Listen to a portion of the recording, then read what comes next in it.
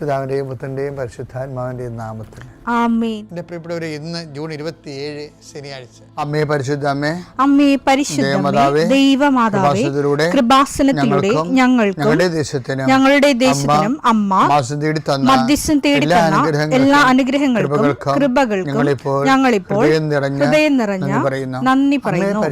അമ്മേ പരിശുദ്ധമേ, ദൈവമാതാവേ, 2004 ഡിസംബർ 7 ഉച്ചകഴിഞ്ഞ് 2:30 കൃപാസനത്തിൽ സംഭവിച്ച അമ്മയുടെ പ്രത്യക്ഷപ്പെടലിനെ കുറിച്ച് തിരുസഭയ്ക്ക് സമർപ്പിച്ചിരിക്കുന്ന പഠനരേഖകളുടെ മേൽ സഭാത്മകമായ പഠനം ആരംഭിക്കുവാൻ ഞങ്ങൾ പ്രാർത്ഥിക്കുന്നു.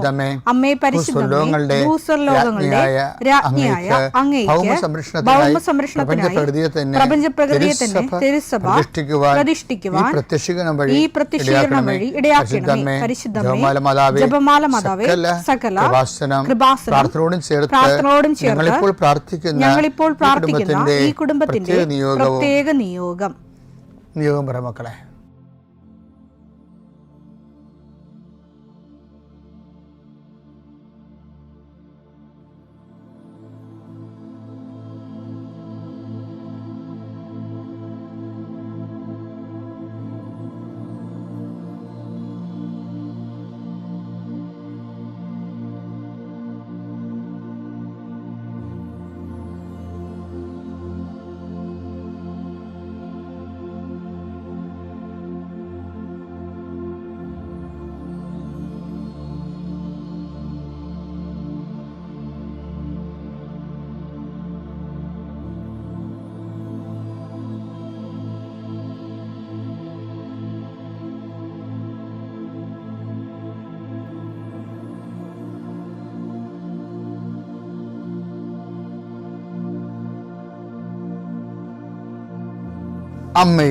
അമ്മയുടെ പ്രത്യക്ഷീകരണത്തിന്റെ ഈ അനുഗ്രഹവേളയിൽ ഞങ്ങൾക്ക് സാധിച്ചു തരുവാൻ കനിയണമേ.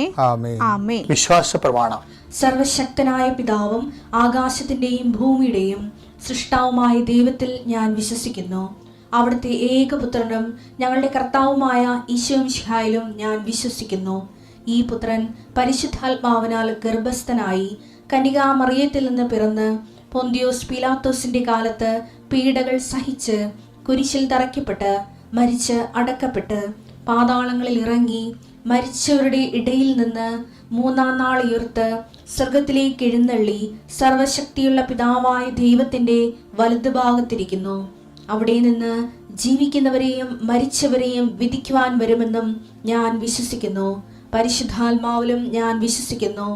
വിശുദ്ധ കത്തോലിക്കാ സഭയിലും പുണ്യവാന്മാരുടെ ഐക്യത്തിലും പാപങ്ങളുടെ മോചനത്തിലും ശരീരത്തിന്റെ ഉയർപ്പിലും നിത്യമായ ജീവിതത്തിലും ഞാൻ വിശ്വസിക്കുന്നു. ആമേൻ. സ്വർഗ്ഗസ്ഥനായ ഞങ്ങളുടെ പിതാവേ, അങ്ങയുടെ നാമം പൂജിതമാകണമേ. അങ്ങയുടെ രാജ്യം വരണമേ. അങ്ങയുടെ തിരുമനസ് സ്വർഗത്തിലെ പോലെ ഭൂമിയിലും ആകണമേ. അന്നു വേണ്ടുന്ന ആഹാരം ഇന്ന് ഞങ്ങൾക്ക് തരണമേ. ഞങ്ങളോട് തെറ്റ് ചെയ്യുന്നവരോട് ഞങ്ങൾ ക്ഷമിക്കുന്നത് പോലെ ഞങ്ങളുടെ തെറ്റുകൾ ഞങ്ങളോടും ക്ഷമിക്കണമേ. ഞങ്ങളെ പ്രലോഭനത്തിൽ ഉൾപ്പെടുത്തരുതേ, തിന്മയിൽ ഞങ്ങൾ രക്ഷിക്കണമേ. ആമേൻ. നന്മ നിറഞ്ഞ മറിയമേ, സ്വസ്തി. കർത്താവ് അങ്ങയുടെ കൂടെ സ്ത്രീകളിൽ അങ്ങ് അനുഗ്രഹിക്കപ്പെട്ടവളാകുന്നു. അങ്ങയുടെ ഉദരത്തിൻ ഫലമായി ഈശോ അനുഗ്രഹിക്കപ്പെട്ടവനാകുന്നു. പരിശുദ്ധ മറിയമേ, തമ്പുരാന്റെ അമ്മേ, പാപികളായ ഞങ്ങൾക്ക് വേണ്ടി ഇപ്പോഴും ഞങ്ങളുടെ മരണസമയത്തും തമ്പുരാനോട് അപേക്ഷിക്കണമേ. ആമേൻ. കർത്താവേ, നിന്റെ ഉന്നതമായ നാമത്തിന് സ്തോത്രം ചെയ്യുന്നു. കർത്താവേ, നിന്റെ വിശുദ്ധ പൗരോഹിത്യത്തെ മഹത്വപ്പെടുത്തണമേ. കർത്താവെ, സഭയിലുള്ള സാന്നിധ്യം പ്രകടമാക്കണമേ. 40 വർഷം ഞാൻ അർപ്പിച്ച കൃപാനയുടെ യോഗ്യതയാൽ കൃപാസനത്താറെ ജീവനോടെ പ്രത്യക്ഷപ്പെട്ട പരിശുദ്ധ അമ്മയുടെ മാധ്യസ്ഥത്തിലെ ഞാൻ മക്കളെ ആശീർവദിക്കുന്നു. അങ്ങയുടെ മക്കൾ ഇന്ന് യാത്ര ചെയ്യുന്ന ഓരോ ഇടങ്ങളെ സംബന്ധിച്ച് പ്രാർത്ഥിക്കുന്നു. അങ്ങയുടെ മക്കൾ ഇന്ന് കണ്ടുമുട്ടുന്ന ഇടങ്ങളെ സമർപ്പിച്ച് പ്രാർത്ഥിക്കുന്നു. അങ്ങയുടെ മക്കൾ ഇന്ന് കണ്ടുമുട്ടുന്ന ഇടങ്ങളെ, കണ്ടുമുട്ടുന്ന വിഷയങ്ങൾ, സംസാരിക്കാൻ പോകുന്ന വിഷയങ്ങൾ, ആ സംസാരിക്കാൻ പോകുന്ന വിഷയങ്ങൾക്ക് ഒരു തീരുമാനം കിട്ടാൻ വേണ്ടി ഇന്ന് തീരുമാനം ഉണ്ടാകണമെന്ന് ആഗ്രഹിച്ച് പ്രാർത്ഥിക്കുന്നവരുണ്ട്. അവരെ സമർപ്പിച്ച് പ്രാർത്ഥിക്കുന്നു. കർത്താവേ, ഈ പ്രാർത്ഥന കൊണ്ട് ജീവിക്കുന്ന അനേകം മക്കളുണ്ട്. ഈ പ്രാർത്ഥന കൊണ്ട് തങ്ങളുടെ ജീവിതം തുടങ്ങുന്ന മക്കളുണ്ട്. ഉടമ്പടി പ്രാർത്ഥന ചൊല്ലിക്കൊണ്ട് അവസാനിപ്പിക്കുന്ന ജീവിതം സമാപിക്കുന്നവരുണ്ട്. അപ്പം അങ്ങനെ ഓരോ ദിവസത്തെ ജീവിതവും അങ്ങനെ എല്ലാം ആത്മാർത്ഥമായി പ്രാർത്ഥിക്കാൻ കർത്താവേ.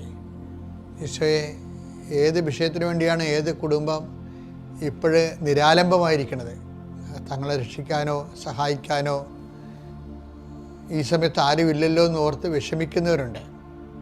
മക്കളെല്ലാം വിദേശ രാജ്യങ്ങളിലും ബന്ധപ്പെട്ടവർ വിദേശ രാജ്യങ്ങളിൽ രോഗികളായി കിടന്നിട്ട് നാട്ടിലുള്ളവർ അവരോർത്ത് കൈയും കാലോട്ട് അടിക്കണ പോലെ വിഷമിക്കുന്നവരുണ്ട്. അവരെയെല്ലാം അമ്മേ, സഞ്ചാരി മാതാവേ, സമയത്തിൻ്റെ അധികാരി, ഈ ഒറ്റ പ്രാർത്ഥന കൊണ്ട് ഞങ്ങളുടെ കൺമുൻപിൽ നിന്ന് മറഞ്ഞ് അന്യരാജ്യങ്ങളിൽ വേദനപ്പെടുന്ന ഞങ്ങളുടെ ബന്ധുക്കളെ നീ സ്പർശിക്കണം. കൂട്ടുകാരെ, ഞങ്ങളുടെ പ്രാർത്ഥന ആവശ്യപ്പെട്ടുള്ളവരെ നീ സ്പർശിക്കണം. കർത്താവെ, ഇപ്പോൾ പ്രാർത്ഥിക്കുന്നത് ജീവിതമാർഗങ്ങൾ പല മേഖലകളിൽ ജീവിതം ആരംഭിക്കുന്നുണ്ട്. കട, കമ്പോളങ്ങൾ, ഏജൻസികൾ, കന്നുകാലി വളർത്തലുകൾ, ഇങ്ങനെ ജോലികൾ, കമ്പനി നടത്തുന്നവർ, ഇങ്ങനെ എന്തെല്ലാം കാര്യങ്ങൾക്ക് വേണ്ടി ഓരോ വരുമാനമാർഗം കണ്ടെത്തിയിരിക്കുന്നവർക്ക് അത് നഷ്ടപ്പെടാൻ ഇരിക്കാൻ വേണ്ടി കർത്താവിൻ്റെ നാമത്തിൽ പ്രാർത്ഥിക്കുന്നു. കർത്താവെ, നിൻ്റെ നാമത്തെ മഹത്വപ്പെടുത്തണമേ. കർത്താവെ, സഭയിലുള്ള സാന്നിധ്യം പ്രകടമാക്കണമേ. അമ്മേ, പരിശുദ്ധമ്മേ, ദേവമാതാവേ, ആരെല്ലാം ഇപ്പോൾ ഉണർന്നെന്ന് പ്രാർത്ഥിച്ച് ഈ പ്രാർത്ഥനയോട് ചേരുന്നുണ്ടോ, ആരെല്ലാം ഈ പ്രാർത്ഥനയിൽ ആശ്രയിക്കുന്നുണ്ടോ, അവരെ എല്ലാം നീ ആശീർവദിക്കണം. എൻ്റെ കർത്താവിൻ്റെ ഉന്നതമായ നാമത്തിൽ, സഭയുടെ അധികാരത്തിൽ, കുരിശിൻ്റെ അടയാളത്തിൽ, ദൈവത്തിൻ്റെ ശക്തിയാൽ ഈ ദിവസം കർത്താവ് നിങ്ങളെ അനുഗ്രഹിക്കുകയും ആശ്വസിപ്പിക്കുകയും ചെയ്യട്ടെ. എൻ്റെ പ്രിയപ്പെട്ടവരെ, പിന്നെ യോഹന്നാൻ 6:6 വചനമുണ്ട്. വേറൊരു വചനമായിട്ട് കണക്ട് ചെയ്ത് തരാം. അപ്പം നിങ്ങൾക്ക് കുറച്ചുകൂടി ഉൾക്കാഴ്ച കിട്ടും. യോഹന്നാൻ 6:6 എടുത്തേ. അവനെ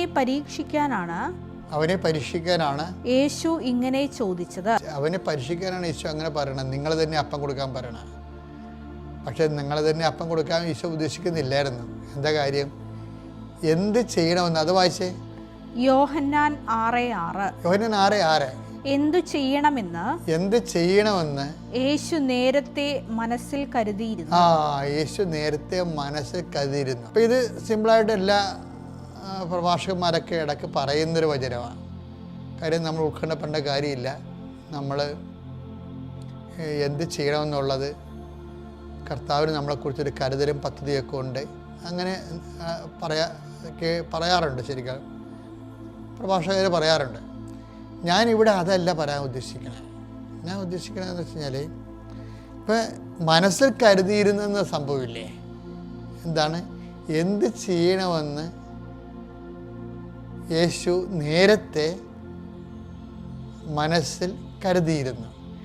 അപ്പോൾ ഈ വിഷയത്തിൻ്റെ 2 വാക്കുകൾ പ്രധാനപ്പെട്ട. ഒന്ന് നേരത്തെ, അതായത് നമ്മുടെ ജീവിതത്തിൽ ഒരു പ്രശ്നം ഉണ്ടാകണമെന്ന് മുമ്പ് തന്നെ ആൻസർ ഉണ്ടെന്നതിൻ്റെ അർത്ഥമേ.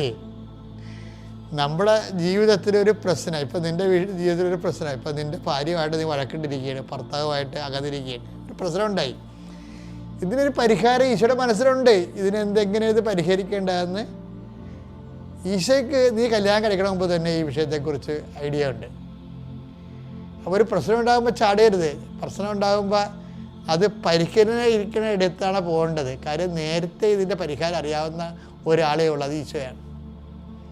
മനുഷ്യൻ്റെ പ്രശ്നങ്ങളെ നേരത്തെ അറിയാവുന്നതും അതിൻ്റെ പരിഹാരം അറിയാവുന്നതും ഒരാളേ ഉള്ളൂ ബൈബിളല്ല, ഏത് പുസ്തകത്തിൽ നോക്കിയാലും ക്രിസ്തു മാത്രമേ ഉള്ളൂ നിൻ്റെ വിഷയം നേരത്തെ അറിയാവുന്നത്. അത് നമുക്ക് വല്ലാത്ത ആശ്വാസമാണ്. ഒരു പ്രശ്നം ഉണ്ടാകുമ്പോൾ ചില ആൾക്കാരൊക്കെ ഈ പ്രശ്നം ഉണ്ടാകുമ്പോൾ മണിക്കൂറുകൾ മുമ്പ് ദിവ്യകുർബാനയ്ക്ക് ഇരിക്കണില്ലേ? അതെന്താ കാര്യം? ഈ പ്രശ്നത്തിൻ്റെ പരിഹാരം ഞാൻ എപ്പോഴും ഈശോനെ കാര്യത്തിൽ വട്ട വരച്ച് നിർത്തുന്ന ആളാണ്. ഞാൻ പറഞ്ഞു, ജീസസ്, യു നോ, നിനക്കറിയാം ഈ പ്രശ്നത്തിൻ്റെ പരിഹാരം എന്താണെന്നുള്ളത് അറിയാം. ഞാൻ ചാടിക്കയറി വല്ല പരിഹാരം ചെയ്ത് കുളവാക്കേണ്ട കാര്യമില്ല. അതുകൊണ്ട് ഇത്രയും വേഗം ഈ വിഷയത്തിൻ്റെ മേൽ ത്രെഡ് എനിക്ക് തരണം, നീ ഈ വിഷയം ഇടപെട്ടണം. അപ്പോൾ അത് വെച്ചാൽ എന്താ വിഷയം എന്ന് വെച്ചാൽ, നമ്മളുടെ ഒരു വിഷയത്തിൽ അതുണ്ടാകുന്നതിന് വർഷങ്ങൾക്ക് മുമ്പേ അതിൻ്റെ പരിഹാരം കർത്താവിൻ്റെ മനസ്സിലുണ്ട്. ഇനി വേറെ ഒരു സംഭവമുണ്ട്, അത് ഇടിവെട്ട എന്ന് വെച്ചാൽ ഈ കർത്താവിൻ്റെ മനസ്സിലുള്ളത് നമ്മൾ കർത്താവുമായിട്ട് ഒരു റിലേഷൻ, ഒരു ബന്ധമുണ്ടല്ലോ. എന്താ പറയണത്? കർത്താവിനോട് യോജിക്കുന്നവൻ അവനോടുകൂടെ ആവചനെടുത്തേ 1 കൊരിന്തോസ് 6:17 1 കൊരിന്തോസ് 6:17 കർത്താവുമായി സംയോജിക്കുന്നവൻ അവിടുത്തോട് ഏകാത്മാവായി തീരുന്നു. കർത്താവുമായി നമുക്ക് സംയോജിക്കണമെങ്കിൽ ഉള്ളൊരു കുഴപ്പമെന്ന് പറയണത്, അത് ഒരു ടെക്നിക്കൽ പ്രോബ്ലമാണത്. കാര്യം ദൈവം ആത്മാവാണ്. അതാണ് വചനം എടുത്തേ, യോഹന്നാൻ 4:24. യോഹന്നാൻ 4:24. ദൈവം ആത്മാവാണ്. ദൈവം ആത്മാവാണ്. അവിടുത്തെ ആരാധിക്കുന്നവർ ആത്മാവിലും സത്യത്തിലുമാണ് ആരാധിക്കേണ്ടത്. ഇത് ഒരു സീരിയസ് ആയിട്ടുള്ള ഒരു താക്കോലാണ് ശരിക്കും. കാര്യം കർത്താവിനോട് യോജിക്കുന്നവൻ അവനോടുകൂടി ഏകാത്മാവായി തീരണമെന്ന് ഇപ്പം 1 കൊരിന്തോസ് 6:17 പറഞ്ഞില്ലേ. ഇനി കർത്താവുമായിട്ട് യോജിക്കണമെങ്കിൽ എന്ത് ചെയ്യണം? നമ്മുടെ ജഡത്തിൽ യോജിക്കാൻ പറ്റത്തില്ല. കാര്യം ദൈവം ആത്മാവായതുകൊണ്ടാണ്. അപ്പോൾ പിന്നെ എന്ത് ചെയ്യും? നമ്മളും ആത്മാവായി മാറണം. നമ്മളെങ്ങനെ ആത്മാവായി മാറും? നമ്മൾ പരിശുദ്ധാത്മാവിനാൽ കഴിഞ്ഞ ദിവസം പറഞ്ഞില്ലേ, വാട്ട് സ്പിരിറ്റ് ലീഡ്സ് യു. നമ്മൾ ഏത് ആത്മാവിനാണ് നയിക്കപ്പെടുന്നതെന്ന് ചോദിക്കണത്. നമ്മൾ പരിശുദ്ധാത്മാവിലാണ് നയിക്കപ്പെടുന്നതെങ്കിൽ നമ്മളിലുള്ള പരിശുദ്ധാത്മാവായിരിക്കും കർത്താവുമായിട്ട് യോജിക്കുന്നത്. അതാണ് ഭയങ്കര സിമ്പിളാണിത്, അത്ര കോംപ്ലിക്കേറ്റഡ് ഒന്നുമില്ല. അതായത് എന്താ വിഷയം എന്ന് പറഞ്ഞു കഴിഞ്ഞാൽ, ഇപ്പം കഴിഞ്ഞ ദിവസങ്ങളിൽ ഒരു സാക്ഷ്യം ഉണ്ടായി. ഞാനത് ചൊവ്വാഴ്ച പറയും. എനിക്ക് ഒരു മോള് സാക്ഷ്യം പറഞ്ഞതാണ്. അപ്പം അവൾ എന്നോട് ചോദിച്ചത്, ഞാൻ ആൾക്കാരെ അവൾ എന്നെ കാണാൻ വന്നപ്പോൾ എന്നോട് ചോദിച്ചത്, ഈ തീരുമാനം ഞാൻ എടുക്കണ വെച്ചാൽ എനിക്കൊരു കൺഫ്യൂഷൻ തോന്നണമെന്ന് ചോദിച്ചു. അച്ഛന് വേറെ വല്ല മെസ്സേജ് ഉണ്ടോ എന്ന് എന്നോട് ചോദിച്ചു. ഇപ്പോഴത്തെ കുഞ്ഞുങ്ങളെന്നൊക്കെ പറയണത് കർത്താവിനെ അറിയാവുന്നവർക്ക് നല്ലവണ്ണം അറിയാം. അവർക്ക് ആരോടാണ് ചോദിക്കണത്, എന്താണ് ചോദിക്കണമെന്നൊക്കെ അറിയാം. ഭയങ്കര സ്റ്റാൻഡേർഡ് ക്വസ്റ്റ്യനാണ് ചോദിച്ചത്. ഇതിന് വേറെ വല്ല ദൈവത്തിൻ്റെ മനസ്സിൽ എന്ത് പറയണമെന്നാണ് എന്നോട് ചോദിച്ചത്. അപ്പോൾ അവൾ അങ്ങനെ ചോദിച്ചു കഴിഞ്ഞാൽ പിന്നെ എന്ത് ചെയ്യും? അവരെ ഗൈഡ് ചെയ്യാതിരിക്കാൻ പറ്റത്തില്ല. കാര്യം അവരെ ഗൈഡ് ചെയ്യാനാണ് ഈ പട്ടം മേടിച്ചിരിക്കുന്നത്. അല്ലാതെ പെരുന്നാൾ നടത്താനും വേലപടയം നടത്താനും മാത്രമല്ല. ഞാനങ്ങനെ ആക്ഷേപിച്ച് സംസാരിക്കുകയല്ല. പട്ടത്തിന് ഒരു മനുഷ്യൻ്റെ ജീവിതത്തിൽ ദൈവത്തിലേക്ക് അവരെ നയിക്കുകയും ദൈവത്തിൽ അവർ ജീവിക്കുമ്പോൾ ഉണ്ടാകുന്ന പ്രശ്നങ്ങളെ ദൈവികമായിട്ടും സുവിശേഷപരമായിട്ടും അവരെ മറുപടി പറയാൻ, അവരെ ഗൈഡ് ചെയ്യാൻ അപ്പോഴാണ് നമ്മൾ പുരോഹിതനാകണത്, അവിടെ മുമ്പേ പോണത്. അപ്പോൾ അത് നമ്മുടെ ബാധ്യതയാണ് ശരിക്കും. കുഞ്ഞ് പറഞ്ഞ് എനിക്ക് ഭയങ്കര ഇഷ്ടപ്പെട്ടു. ഞാൻ പറയാൻ മോളേന്ന് പറഞ്ഞു. ഞാൻ പോയി, ഞാനെന്താ ചെയ്യണത്? ഞാൻ മാതാവിൻ്റെ അടുത്ത് പോയി കർത്താരെ വന്ന് നിങ്ങൾ കാണുന്നതാണ്. ഞാൻ മാതാവിൻ്റെ അടുത്ത് പോയി നെറ്റി വെക്കും. നെറ്റി വെക്കണമെന്ന് പറഞ്ഞു കഴിഞ്ഞാൽ അർത്ഥം എന്താണ്? നമ്മുടെ തല സമർപ്പിക്കണമാണ്. പിന്നെ ഇനി എപ്പോൾ പറഞ്ഞ് നമുക്ക് സമർപ്പിക്കാനൊന്നും ഇല്ല. നമ്മുടെ സർവാംഗം, നമ്മുടെ ഇച്ഛാശക്തി, ആഗ്രഹം, താല്പര്യങ്ങൾ എല്ലാം നമ്മൾ അങ്ങനെ അടിയറ വെക്കും. നെറ്റി മാതാവിൻ്റെ ചില്ലെ കൊണ്ട് തലവെക്കത്തില്ലേ? എന്നുവെച്ചാൽ അമ്മേ എല്ലാം അടിയറ വെച്ചിരിക്കുകയാണ്, അമ്മയാണ് ഇനി ഈ വിഷയം ഏറ്റെടുക്കേണ്ടത്. അമ്മയുടെ മധ്യസ്ഥത്തിലാണ് പിന്നെ കർത്താവിൻ്റെ കാര്യങ്ങൾ വന്ന് വീഴണത്. അത് നിങ്ങൾ കാണുന്ന ആൾക്കാരെ കാണുന്നതല്ലേ? അമ്മയുടെ മധ്യസ്ഥവുമായിട്ട് ആൾക്കാരെ കർത്താവിൻ്റെ കാൽക്കൽ വന്ന് വീഴും. അപ്പം ഞാൻ അതുപോലെ തന്നെ ചെയ്തത്. ഞാൻ പറഞ്ഞ മോളോട് സമാധാനം പറയണം, അവളോട് സമാധാനം പറയണം. അവൾക്ക് എന്ത് മറുപടിയാണ് കൊടുക്കേണ്ടത്? ഞാൻ തിരിച്ചു വന്ന് ആളോട് ചോദിച്ചു, മകളെ ഏതെങ്കിലും നമ്പർ നീ മനസ്സിൽ വിചാരിക്കാൻ പറഞ്ഞു. ഏതെങ്കിലും നമ്പർ നീ മനസ്സിൽ വിചാരിക്കാൻ പറഞ്ഞു. അപ്പോൾ അവളത് വിചാരിച്ചു. അപ്പോൾ എന്നോട് പറയരുതെന്ന് ഞാൻ പറഞ്ഞിട്ടില്ല. അപ്പം ഞാൻ അതിനുശേഷം അവളോട് ചോദിച്ചു, കുഞ്ഞ് വിചാരിച്ച നമ്പർ 14 അല്ലേ? അപ്പം അതേ എന്ന് പറഞ്ഞു. ഞാൻ പറഞ്ഞു ഓക്കെ. അപ്പോൾ അത് വിൽ ഓഫ് ഗോഡാണ്. എന്താ കാര്യം?